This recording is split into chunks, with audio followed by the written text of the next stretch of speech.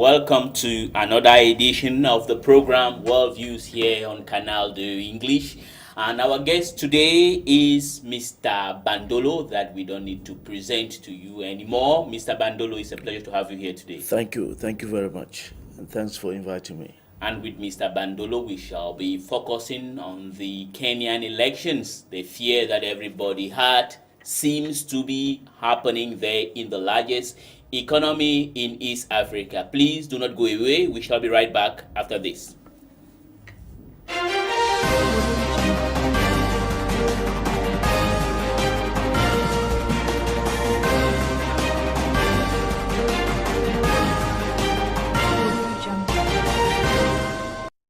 As usual, we'll be beginning this program with our viewpoint on Kenya and also the Democratic Republic of the Congo.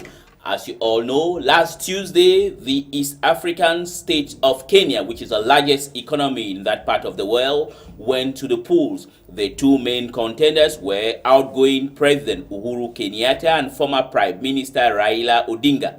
As the results began trickling out, the world held its breath. The fear that the world had was that all that was on the mind of everyone was a possible rejection of the results by any of both contenders. And that fear has now been justified after Raila Odinga, leading a five-party coalition, is challenging the result. It is true that in unison, all observers have declared that the conduct and process of the general elections were credible. While no electoral system can be problem-proof, it would be best for both leading candidates, especially Raila Odinga, to act in a statesmanly way by avoiding utterances that could plunge Kenya into post-electoral violence. Kenya has not fully recovered from the violence of 2007 general elections that did not only take away lives and destroyed properties, it also diminished the economic growth of that East African state.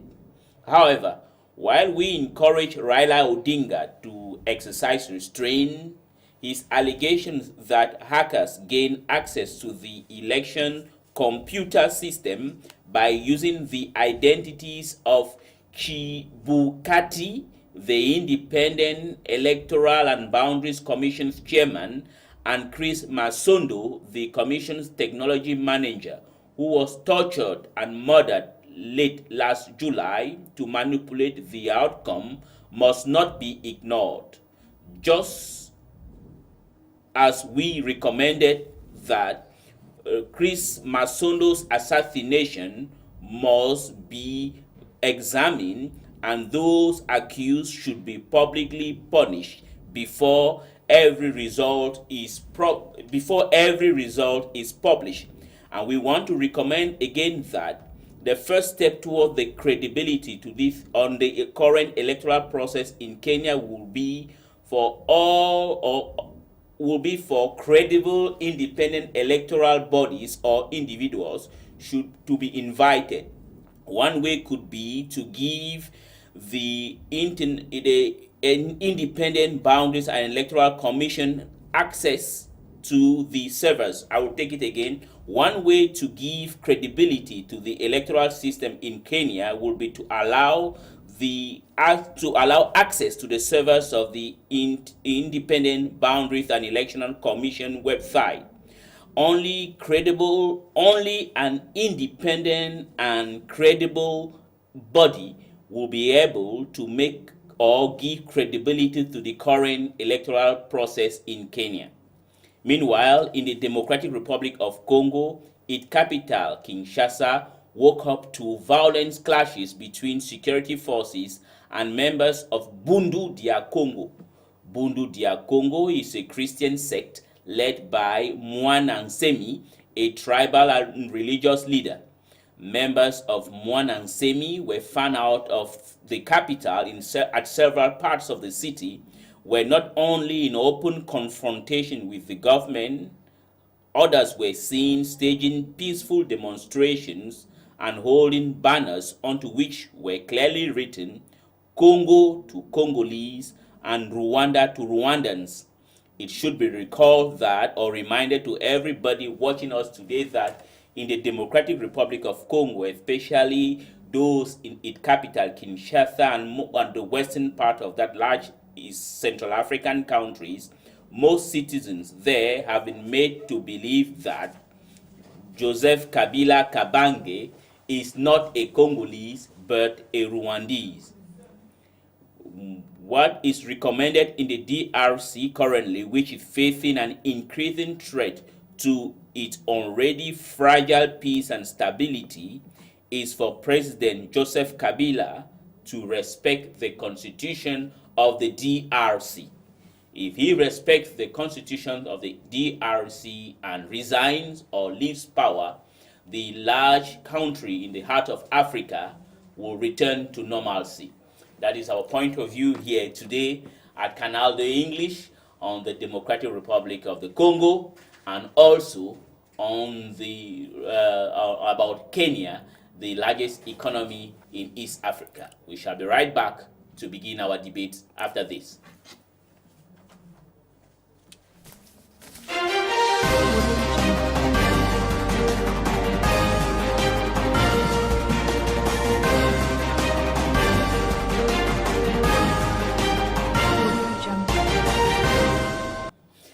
Well, as I had announced that after this, we have as guests here before going to the other parts of the project, of the program tonight. We also would have wanted, we will talk about Liberia. We'll be presenting to you the different presidential candidates in the race to succeed Ellen Johnson Sirleaf, who is the only woman to lead an African country since its independence. But then, before coming on the Liberian issues to present all those who will be running for the presidential race there, let me just open the floor here to our guest, Mr. Bandelo. Mr. Bandelo, it's a pleasure to have you here.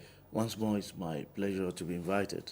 Okay. Now, tell me, you have observed what we said in the commentary that we presented, and you've been watching and listening to the news going on in Kenya, and everyone knows how vital Kenya is. And as I tweeted this morning, it might be kind of cynical. I said there are some countries in Africa that people can ignore or allow them to fight themselves to death, but there are others that are very important or too big to fall or too important to be allowed to fall apart, and one of them is Kenya, because Kenya, as I said, is the largest economy in East Africa, and in 2007, almost more than 1,500 people lost their lives, properties were destroyed, and also the economy shrank to a mere 1.2% as compared to 7% prior to the incident of 2007, and everybody is afraid. In your opinion, what is the problem of Kenya? Yeah, Kenya has both internal and external problems. Politically, Kenya has been spearheading the fight against the terrorists in Somalia. The Al-Shabaab. Somalia is what we can describe as a stateless country. In fact, there's no really, functioning government in Somalia. So we actually applaud the effort of Kenya. That's why we are praying that the election should pass on successful, and both parties should accept the results.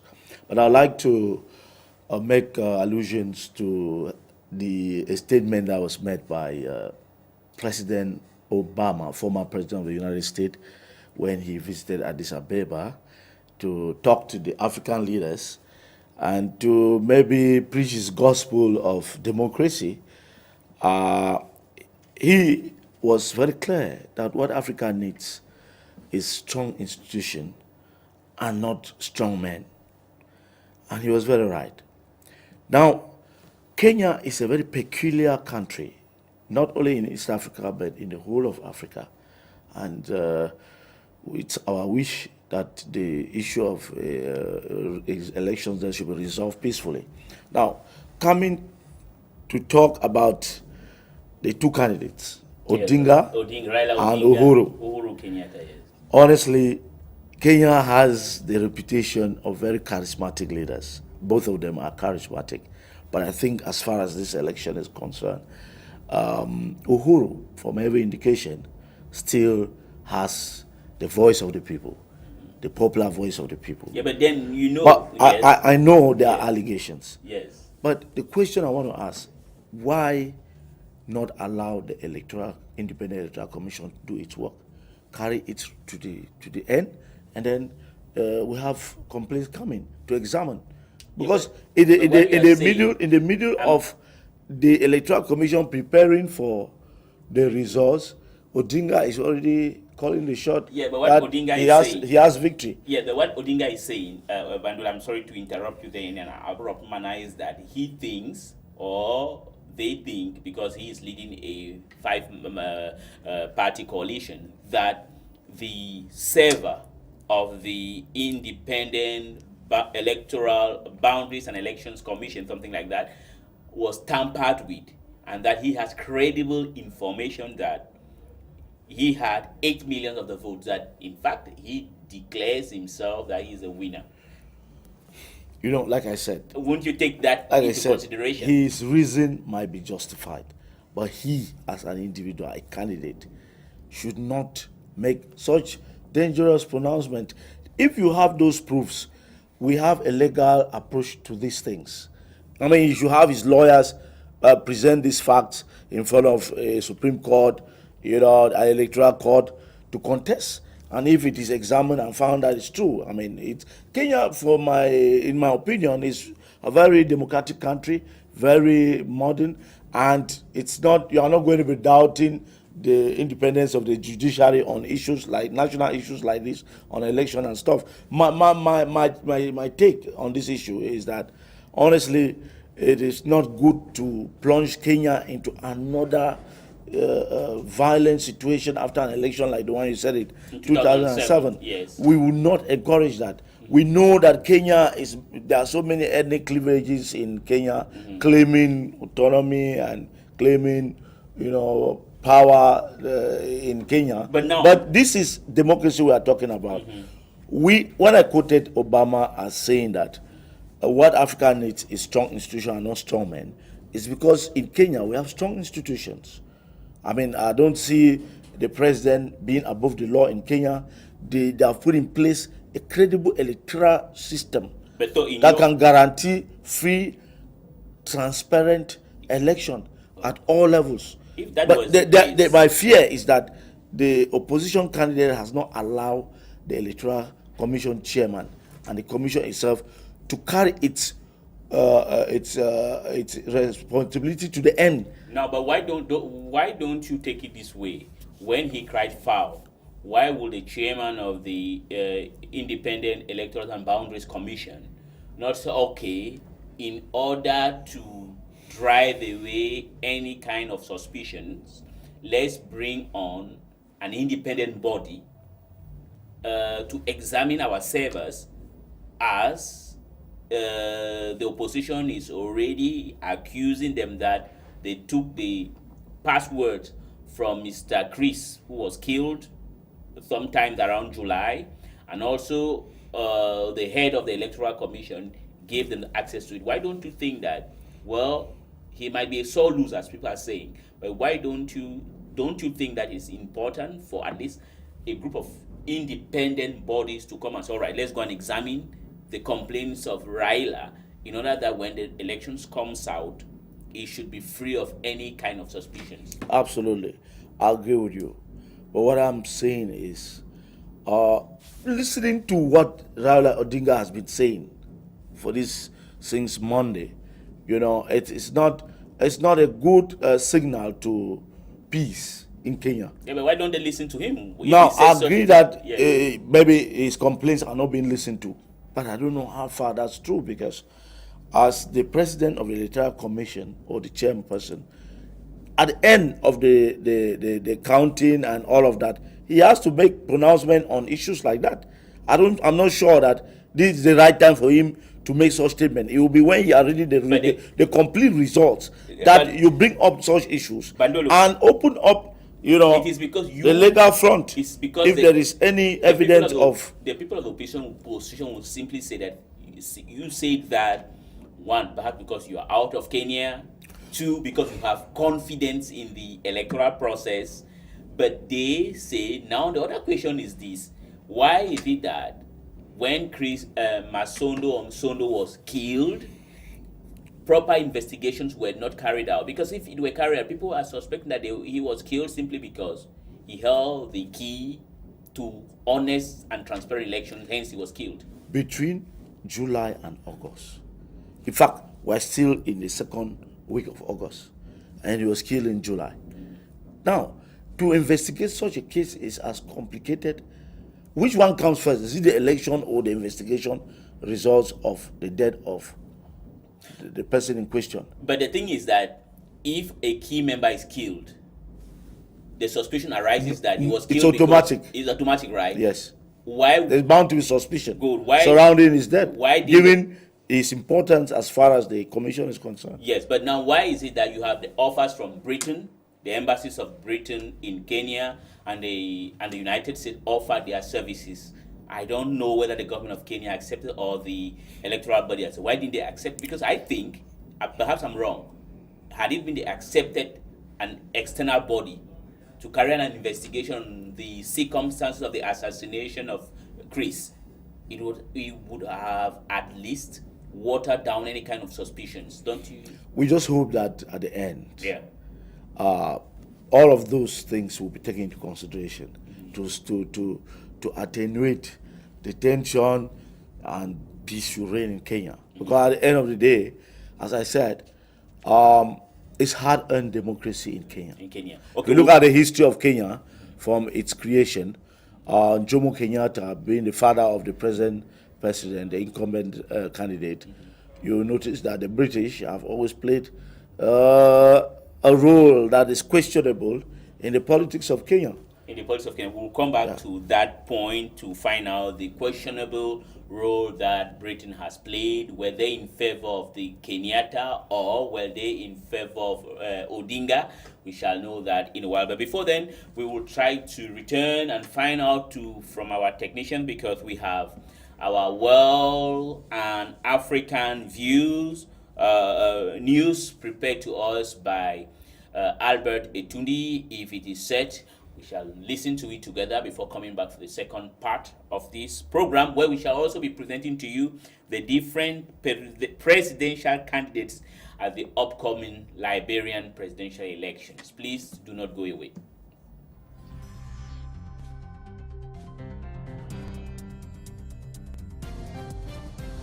General elections held in Kenya on 8th August this year. Voters went to the poll to elect the president and his deputy members of parliament, Senate and National Assembly, devolved government members and county assembly members. Protesters and police in Kenya have clashed after the opposition claimed the election was rigged in favor of Uhuru Kenyatta. Raila Odinga, the leader of the National Super Alliance, said Election Commission computer system and databases were tampered with overnight to create errors. With ballot from 96% of polling stations counted, results released by Kenya's Electoral Commission show Kenyatta leading with 54.4% of the vote against Odinga's 44.8%, a difference of 1.4 votes. Chief Electoral Officer Ezra Chiloba told reporters the system were not compromised at any point. However, opposition claims led to sporadic outbreak of violence. In South Africa, Jacob Zuma narrowly survived the no-confidence vote in parliament against him on Tuesday. This was the sixth such vote of his increased delegate presidency, but the first involving a secret ballot with a broad coalition parties and renegade members of parliament from the ruling African National Congress, ANC, falling just short of the simple majority needed to force Zuma and his cabinet to resign immediately. Julius Malema, leader of the Economic Freedom Fighters, saw his optimism washed away when Baleka Mbete, the National Assembly Speaker, announced the results.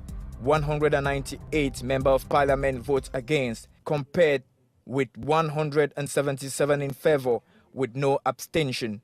Zuma and his cabinet will thus not resign, as their opposition strongly wished. The ANC members in parliament whooped and danced at this news. In that area, I want to thank them very much. But also thank the comrades. In Asia, North Korea plans a missile strike on US territory of Guam and admit it will be ready in a matter of days. Reportedly, state media said Hwasong-12 rockets will pass over Japan and land in the sea. If the plan was approved by Kim Jong-un, it denounced Donald Trump's warning of fire and fury and said the US leader was bereft of reason. Meanwhile, the US has warned the North that its action could mean the end of its regime.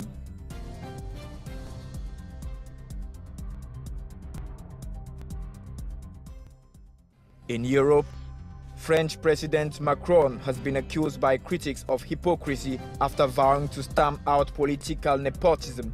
According to reports, Emmanuel Macron should abandon plans to create an official role of First Lady for his wife, Brigitte. During his campaign, he had said he wanted to create an official role of First Lady for his wife, but an outline petition against the move has gained almost 290,000 signatures. French media report that Brigitte's position will be clarified in the coming days, but that the constitution will not be altered.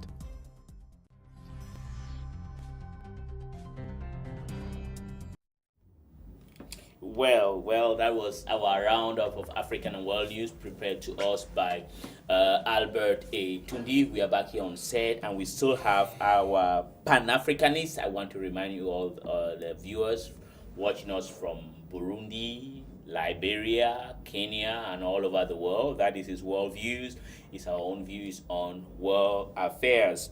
And before we left, or we did an interlude, I was having this discussion with you, Mwalimu, right? Bandolo. You're right. You're right. I know you're a Pan-Africanist. You said somewhere that the British have been playing, I don't know whether it's positive role in Kenya or negative role. What way? Yes, I like to describe Kenya as a settler colony, like South Africa, like Namibia, because you have a portion, or Zimbabwe, you have a portion of the white population that are Kenyans. You understand? As a result of their colonial... Very, very tiny population. It's very tiny, but it's significant all the same. Because, you know, the Kenyans, the British actually helped in the development of the Kenyan economy. They contributed, you know, as a result of that historical background. But what I want to say is, if we look at the history of Kenya, you know, Jomo Kenyatta being the founding father of the present Kenyan state, the history was not a rosy one between the British colonial administration and the nationalists. There was so much until at a certain point, even most recently, the Kenyans were asking for repatriation of what the British did to them. Reparation, sorry. Now, his son is there. I'm not sure the British have forgotten what the father did to get the British out of Kenya and ensure the independence of Kenya. So I'm not saying that this is what is a policy. I'm just saying that it should not be neglected. Now, my problem with Kenya now is I like to look at the role of ECOWAS, a regional organization, and the AU in this crisis. Because you were saying that we can sort out these issues in Africa on the negotiating table. Do you know why? ECOWAS recently resolved a very serious problem in the Gambia with Yaya Game. Okay? I mean, they settled the issue. There was no intervention. My worry is that you were saying the Americans and the British wanted to intervene to resolve this issue. No, the question is, where is ECAS? No, ECAS is a regional body, just like we have ECOWAS in West Africa. We have the African Union. Now, all of these things, I wanted to hear them talk. Like you see ECOWAS talk. Any member state of ECOWAS that goes against their internal rules must be brought to order. Yes. This case, if ECAS is proactive with the African Union, we can easily sort out this issue, because the case of Kenya is better because it's a workable democracy. It's unlike Gambia, that it was a dictatorship. But now the thing is, I like how you brought in the role of regional organizations. ECOWAS in West Africa, we saw the role they played in the Gambia. Yes. Now we are waiting to see the role that ECOWAS may or can play. Should in the Kenyan context. I don't like the word may. Yes. It's not supposed to be a conditional statement. It's supposed to be an absolute role, a very important role. But now, the question to be relayed now by the African Union. But now the question I would like to ask you is, you seem to frown at every intervention of external forces. But now the thing is, what the British and the U.S. embassies in Kenya wanted to do was not to intervene in the electoral process, but prior to the electoral process, Chris, the manager of the electronic or online, the computer part of the process, was assassinated, brutally murdered. What they wanted to do was that, in order to avoid what is suspicion, they would have carried out an investigation to know the circumstances under which he was brutally murdered. If they would have done that, I don't think there would have been any problems today. I also want to say this, if you permit me. Yeah, there's no problem. We are not ruling out that important role that the British embassy and the American embassy will play. But the timing is a problem. You understand? Yes. Imagine a situation. What is the problem? No, the man died before. He died in late July. They wanted to find out within. So what is the problem? Within 1 month, or less than 1 month. Yeah, you are sure they are going to get the proper investigation and the right results of what happened to him? Yeah, but don't no, you see now? We are saying that politically, the timing. I'm sure that the government, whichever government will take over or continue, will allow that investigation to go on. The problem is the election is very sensitive to give priority to that investigation instead of the election. Now let me ask and you its results. Let me ask you a question. Yes. You said along the line, I don't know what you were trying to insinuate, that the father of Uhuru Kenyatta, that's Jomo Kenyatta, had a very bad rapport with the British. The British were never happy with the independent cause of Jomo Kenyatta and Kenyans. If you read that history, you understand the devastating nature, the way Kenyans were killed by the British colonial administration. Good. Now, that was a colonial policy. Yeah. Now let me ask you let me come to the question I want to ask you. Yes. Are you in a way trying to insinuate that if Raila Odinga is raising doubts on the result of the electoral process, he might be somehow acting like a puppet of the British because they don't want Kenyatta or Uhuru to continue? Not. Absolutely not. I started by letting you know that both candidates are nationalists in their spirit and in their action and are very charismatic. So, I'll not support Uhuru against Raila or Raila against Uhuru. I really admire both of them, and I'll appreciate any of them to leave Kenya because they have a better vision. Prior to Uhuru ruling, you remember the former president of Kenya, he had issues with Raila Odinga. That was Mwai Kibaki. Yes, Mwai Kibaki. Mm-hmm. And I really admired Raila Odinga. Unfortunately, he didn't take over after Mwai Kibaki. It is Uhuru. But as far as this election is concerned, I will support the candidate who wins transparently. Okay. Both of them are okay by me. Who wins transparently? Don't you think that what happened to Raila Odinga against Mwai Kibaki, where he waited for the process to come to its end and officially pronounced, when it was officially pronounced, he was defeated? Don't you think that that's the reason why this time around he wants to cry foul before so that justice should be done? Well, I said I wish and I pray that should be the case, that there should be no violence after the declaration of the results. Now, the issues that are surrounding this election should be addressed. Yes. for peace to reign. Now, My problem is the timing. When I say timing, are you expecting results? How do you intend this problem to be resolved when you are not giving room for the Electoral Commission to carry its mission to the end? I'm saying to carry to the end, it means therefore that on the day of declaration of results, let us hear the chairman acknowledge that in the course of this election, prior to this election, there were problems, and that despite the results that we are reading, there are other issues that must be addressed to put a definite end to this problem. Let me actually throw that I just question. hope that's going to be the case. Let me actually throw that question. Yes. I hope I'm not Mr. Chibukati. Yes. The head of the Electoral Commission says, I was reading on the website that yes, it seems the server of the Electoral Commission was tampered, but that's an acknowledgement. But the result were not tampered with. Don't you think that if somebody says already that, okay, it was tampered with, we have examples, the cases of the United States where the Americans, especially the Democrats, are complaining that the Russians tampered with their servers or tampered with the entire electoral process, hence Trump won. We have another case that did not even make the headlines in Mexico, where people claim that the pre-candidate Peña Nieto won simply because the elections were doctored in his favor. Don't you now think that these are two cases that at least call for concern? I agree with you entirely. But if the case of America, they didn't stop the electoral process or the proclamation of the results because of the intervention of the Russians, alleged intervention of Russians in the American electoral process. They had to carry the process to a logical conclusion, read the results, declare President Trump elected, and the case was brought up. Which means therefore that what?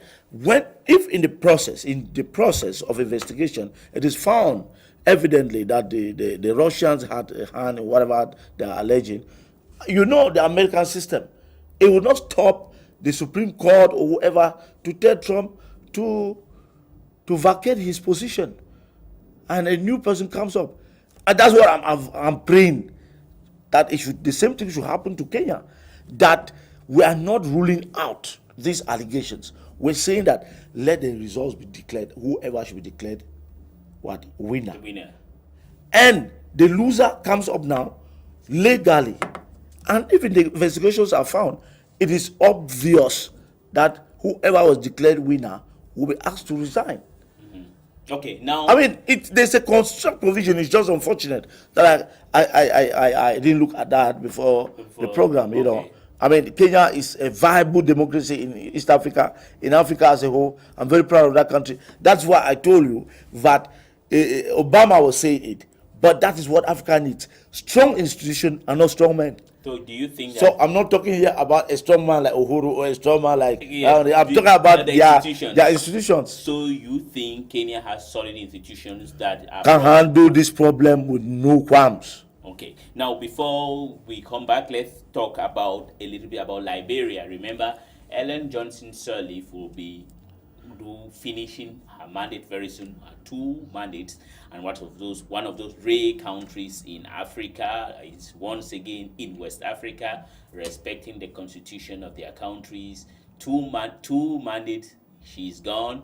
If it were in Congo, we are currently seeing the problems in the Democratic Republic of the Congo, where daily clashes have now become a common sight at Kinshasa or elsewhere in the Democratic Republic of the Congo, or across the river in the Republic of Congo, where Denis Sassou Nguesso has been in power for 34 years and still wants to hang on together. As far as Liberia is concerned, we have a plethora of candidates, and I think we'll be able to have them.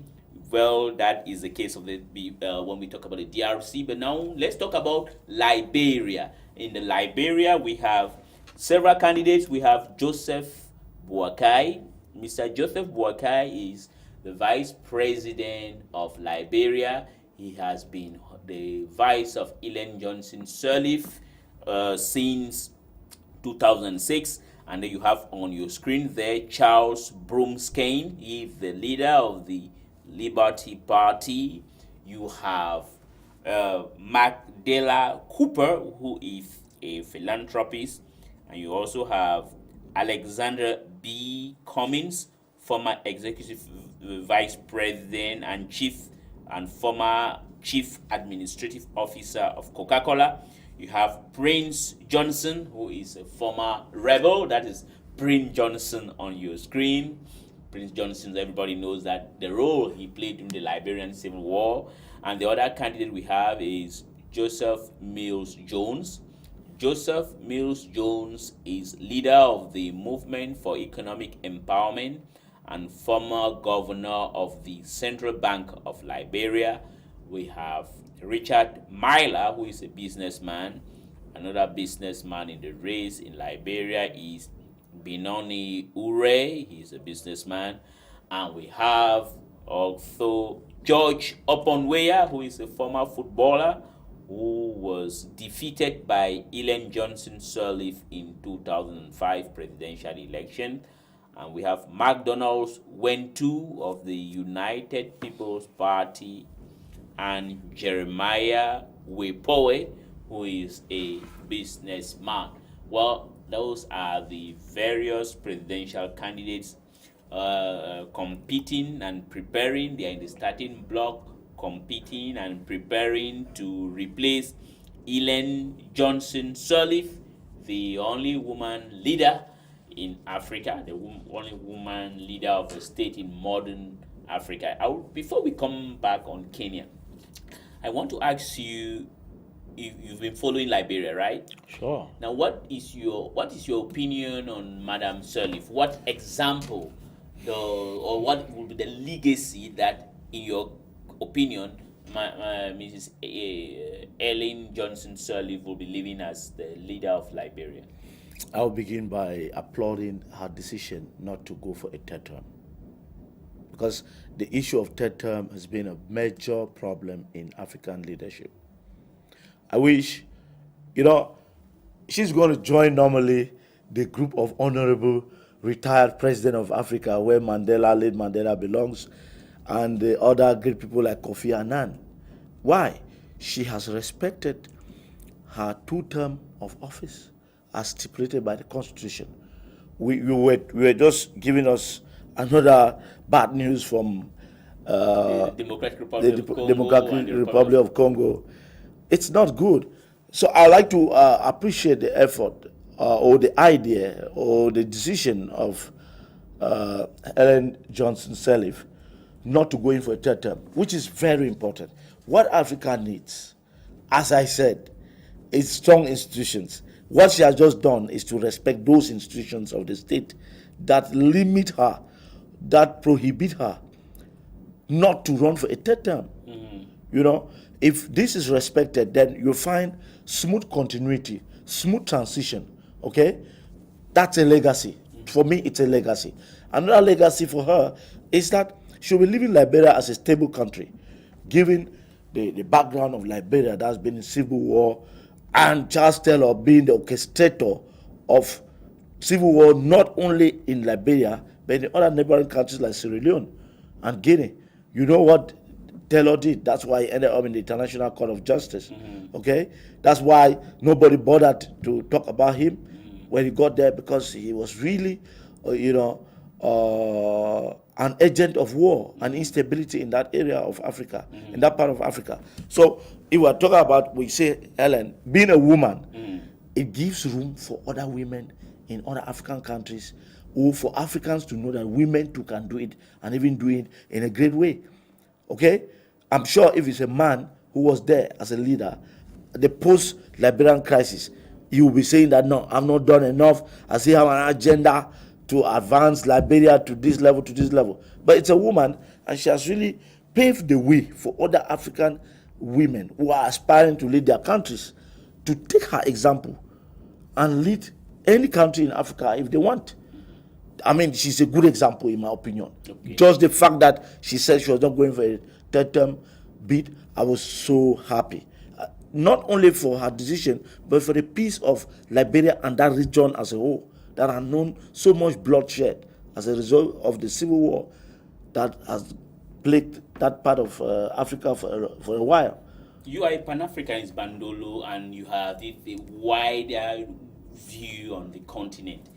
Could you please explain to me and also to our viewers who are watching you right now, why is it that the conduct, the respect of the constitutions in West Africa cannot, for example, be replicated in Central Africa? We have the case of the Republic of Congo, where Sassou Nguesso has exhausted his 2 mandates in power, but decided to change the constitution.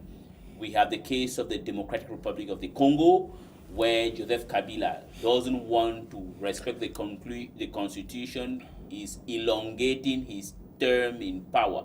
And the question remains, why can West Africans respect the constitution? You talked about Liberia. We have also seen the cases of the Republic of Benin. Why can it not be replicated in Central Africa? Central Africa, you know, one of the things I, as a Pan-Africanist, and I'm sure other Pan-Africanists listening to us, we cry aloud, is the negative impact of our colonial history on the modern states in Africa.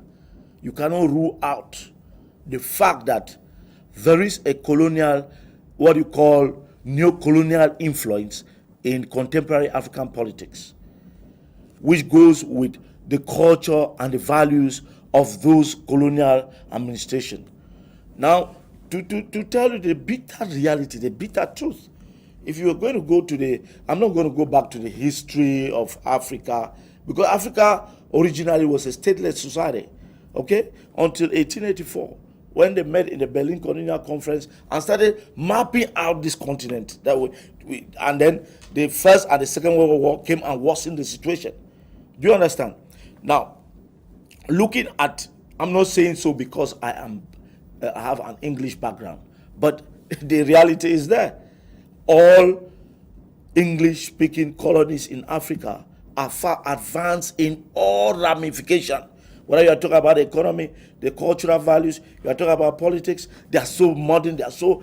But if you take, Zimbabwe. No. I was going to, there's an exception. For every rule, there's an exception. But majority of English-speaking colonies in Africa are a good example to emulate.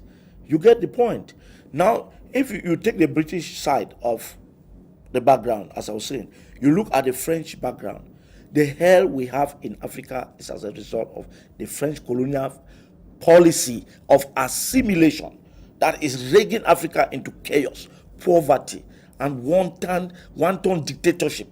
That is. Let us not begin to. Let's call a spade a spade. That's the problem Africa has. Until France liberates Africa, we cannot have peace in these countries you are mentioning. You know, sometimes you look at these leaders who are leading these countries into chaos. Their hands, to an extent, is tied. But I also ask that, were you forced to be there? And another question. Are you getting the point? Yes. So it is a matter of the cultural values inherited and the political values inherited from our former colonial masters that determine now the advancement of democracy, the economic growth, and others. But the question that some people are watching you right now will ask is, your reasoning doesn't stand because Senegal. No, if you say so, Senegal is French speaking. Right. Mali is French speaking. Right. Benin is French speaking, and those countries. Those are exceptions. How many of them? Now, if you take, as I said, those with British colonial background, how many? You start with Nigeria, you start with Ghana, you are with Kenya, you are with Uganda, you are with Rwanda. In fact, Kagame had to change just the language that he doesn't want French again to transform Rwanda into a modern, sophisticated country that just witnessed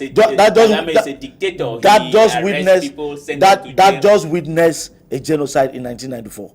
But today you go to Kigali, you not believe he knew that if he still carry on with this francophone French background, No, I want to be very clear. I'm hatred towards France. No because hatred. Senegal Okay, you know what I want? Do you know what I want? Yes. Let France allow African colonies to practice what is happening in France.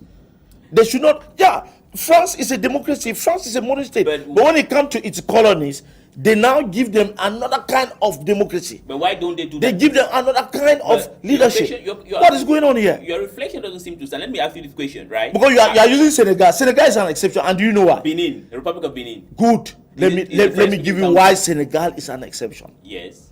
Senegalese, from inception of that country, the first leader, Léopold Sédar Senghor of Senegal, he even served in the French administration as a parliamentarian. Okay, he even taught French to French people, as we're meant to understand in negritude. The intellectuals who took over in Senegal from the beginning were wise enough to understand that power should not be confiscated. But then you don't answer me that question of Central Africa. Look at Cameroon. No. Look at Chad. I've just told you. Look at I've just told you that. Yes. I'll just tell you the truth. You know, the British policy of indirect rule, as compared to the French policy of assimilation, are not the same. Okay? France wanted to look at its colonies as part of France. La France Outre-mer. Okay? They have not ceded that policy to today that we're talking about. But when the British colony had their independence, Britain simply hands off. Do you understand? Britain occasionally, in the case of settler colonies like those in South Africa, intervenes. Why? Because there are white people there as settlers. Maybe you don't understand what I'm talking about. But if you look at sub-Saharan Africa, where black color is everywhere, the British don't intervene. If you hear the British putting their neck in Zimbabwe, because you were talking about Zimbabwe, okay? Yes. You look at those Southern African states where you have white as settlers, but the British still consider them as their citizens. But do you think that Britain has anything to do in Zimbabwe? We are living where we're talking, but the problem of Zimbabwe, I'm not wrong, is correct me if I'm wrong, is that Robert Mugabe is just a dictator who has ruined his country. He has nothing to do with Britain. I will not in any way support Robert Mugabe. Okay. For what he's doing in Zimbabwe. Okay. Because if he claims, as he thinks, that because he fought for the independence of Zimbabwe and stuff, why don't he ask himself and his conscience that what would Mandela have done? Mandela would have died in power, because Mandela made a bigger sacrifice to against apartheid in South Africa, neighboring South Africa, than Mugabe did for Zimbabwe. You understand?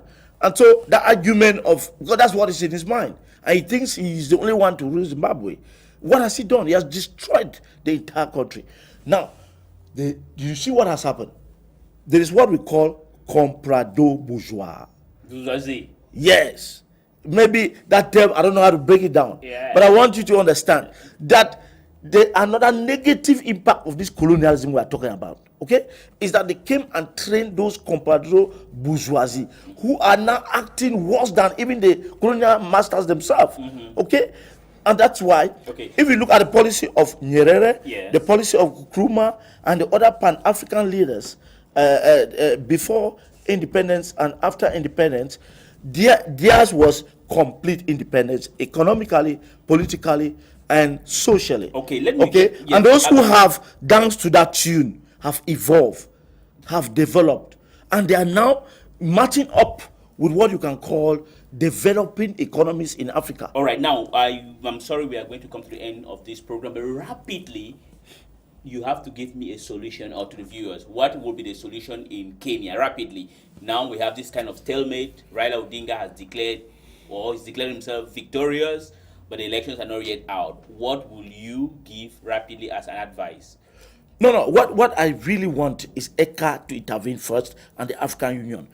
Listening, you see why the two parties, the Uhuru and Raila Odinga, might be rivaling, but I can agree with you. I can tell you that these two people would simply come together for the sake of Kenya.